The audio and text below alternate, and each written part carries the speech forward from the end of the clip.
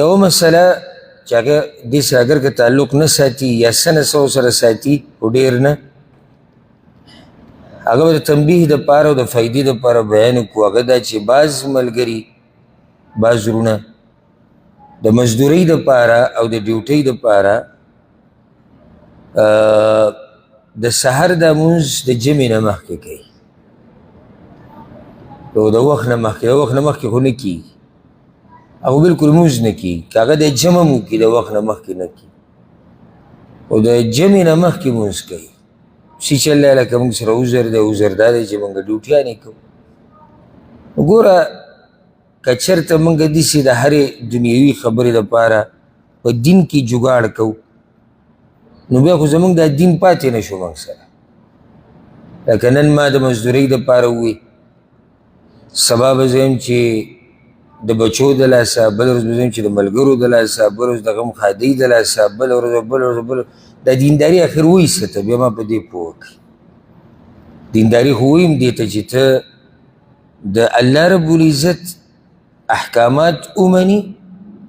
سره د دې چې تا ته مخې ته ډېر خنډونه او دیوالونه راځي، تا نه پرېږدي د هغې پوره کولو ته، ته به یې پوره کوې. دینداري دې ته وایي. اوس که دینداري دې ته وایي چې یاره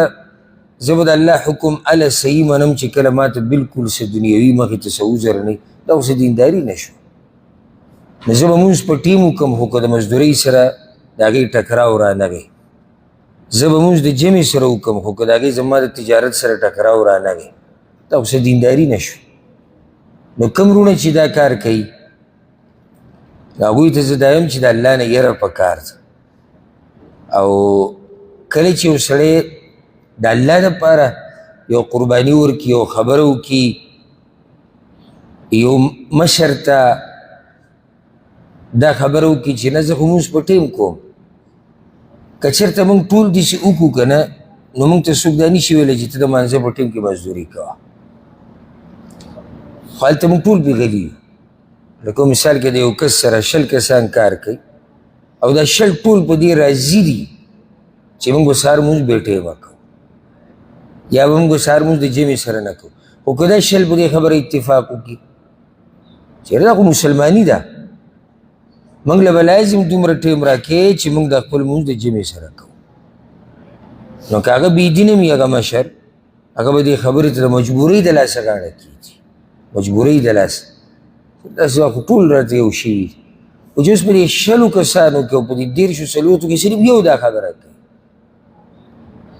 نو موږ دا نه وایو چې دا یو دې غلی شي او دی دې د الله هغه حکم شاته غذار کړي، خو موږ دا وایو چې د یو دا خبره به اثر نه کوي. او ولې ګوره په شریعت کې دا مسله ده چې ته به د ګناهګار نه خفه کېږي، او کله به هغه پرېږدي د دې دپاره چې دی دا ګناه پرېږدي، د هغې دا فایده وي. لکه اوس یو سړی دی هغه په ښکاره ګناهونو کې واقع دی، هغه ستا ملګری دی یا خپل دی یا انډیوال دی، او تا یو څو ورځو دپاره د هغه سره غم ښادي پرېښوده چې دا خبره دله زور ورکړي، نو دی به وایي چې ګوره پلانی رانه خفه شو، پلانی رانه خفه شو، زه نوره د خپله لار چې دی دا بدلوم، په هغه باندې اثر وکړو. خو که ما او تا ټول خوشحاله یو، هم د دغه سړي سره چې دا نشهیز دی، دغه سړی چې دا فحاش دی، دغه سړی چې د الله سره ښه مخامخ دشمني کوي، موږ د هغه سره ټولې ټکالې کوو، موږ کینو، موږ هغه پروګرامونو له راولو، د هغه پروګرامونو له ځو، نو هغه دا محسوسوي چې زما دا کوم کار چې دی دا غلط نه دی. ځکه که دا غلط وی نو دې معاشرې به په هغې باندې سرد کړی، څه رد عمل یا ریاکشن ما به د خلکو لیدلی وی چې یاره ستا دا کار دا صحیح نه دی، خو موږ کوو نه. نو ته زورنه به څه ورکړې؟ موږ له دنیوي کارونو کې د یو بل نه خفه کېږو، یو بل سره غم ښادي پرېږدو،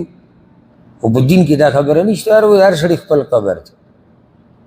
نو بلې ورځ ما ته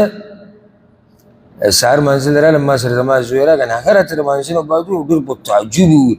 ډېر عجیبه قصه مې ولیده. ما څه وایي زه د شاته صف کې ناست وم، قرآن مې وی، او دې کې اقامت وشو، ته رالې اقامت وشو، نو یو کس راننوتو جومات ته، او وایي زه د شاته صف نه بس را روان شوم، قرآن مې یخودو او ده پکې 2 رکعته لمونځ وکړو، او بیا ووتو ما ته وایي، او بیا ووتو یې منډې کړ. ګوره هغه ماشوم ذهن ته هم دا خبره پرېوته چې دلته د جمعې لمونځ ولاړ دی ته چېرته ځې نو دا واضح ده چې هغه باندې تادي وه هغه جمع یې پرېښوده او لاړ دقه شاته او هغه مونځ یې دغه مونځ وکړي چې هغه وایي چې زه شاته سپنم ما قرآن په المارۍ کې ایښودو او راتلم چې مې ورته وکتو هغه سلام ګرځولی او روان شو ستا د کوم ځای طریقه ده ما ته پته نشته صحیح ده موږ به لازم د رزق دپاره څه کوشش کوو تګ و دو کې ویو خو دومره کوشش چې هغه خپل اصل مقصد څه دپاره چې الله پیدا کړي هغه پرېږدي او ته ما ته دا ووایه ځه په ایمان یې راته دا ووایه چې کوم رب چې رزق ورکوي هغه تا ناراضه کړي تا ته به رزق د کوم ځای نه میلاو شي او ستا په رزق کې و برکت ته کوم ځای نه راشي ستا مسلې ستا ستونزې ستا جاقې ستا غمونه دا به څنګه ختم شي او ته د هغه رب دپاره دومره نشي کولی چې مونځ د جمعې سره وکړو ته یخې ته راپاڅېدلی او ته د هغه دپاره مونځ د جمعې سره نشي کولی او د هغه نه به دومره امیدونه ساتي چې زه به هر څه کوم خو هغه به زما د دنیا او د آخرت مسلې حل کوي نو دا یو خبره یاده ساتئ چې دا بې وخته مونځونه او یا په وخت کې کول خو د جمعې سره نه کول دا ناروا طریقه ده دا غلطه طریقه ده الا دا چې عذري